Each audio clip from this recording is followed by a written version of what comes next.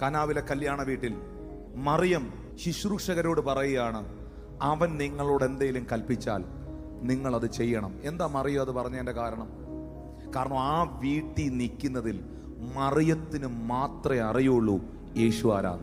ദാവീദ് പുത്ര യേശുവേ, എന്നോട് കരുണയുണ്ടാകണമെന്ന് ഒരുത്തൻ നിലവിളിച്ചില്ലേ, തിമായിയുടെ മകനായ ബർത്തിമായി. അവൻ എന്തോ നാട്ടുകാർ പറഞ്ഞു കൊടുത്തേ, നസറയനായ യേശു ഇതുവഴി പോകുന്നല്ലേ.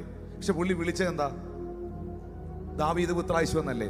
കാരണം അവനറിയാം നസ്രയത്തിൽ നിന്നല്ല സൗഖ്യം വരുന്നത്, ദാവീദ് ഗോത്രത്തിനകത്ത് നിന്നാണ്. അന്ത്രയോസ് വന്നിട്ട് ഇവിടെ ഒരു ബാലകനുണ്ട്, അവന്റെ കയ്യിൽ 5 യവത്തപ്പോ 2 മീനും ഉണ്ടെന്ന് പറയുമ്പോ 5000 ആളുകളെ യേശു എന്താ ഇരുത്തിയേ? 5000 ആളുകൾക്ക് 5 അപ്പവും 2 മീനും എന്താവാനാ? പക്ഷെ അന്ത്രയോസ് ഇത് വന്ന് യേശുവിനോട് പറയുമ്പോൾ മരുഭൂമിയിൽ ലക്ഷക്കണക്കിന് മന്ന വിളമ്പിയവൻ അറിയാം താൻ ആരാണ് എന്നുള്ളത്. ദൈവമക്കളെ, ദൈവത്തെക്കുറിച്ചും വചനത്തെക്കുറിച്ചും ആരാധനയെക്കുറിച്ചും ദൈവിക ബന്ധത്തെക്കുറിച്ചുമുള്ള വെളിപ്പാടിൽ ജീവിക്കണം.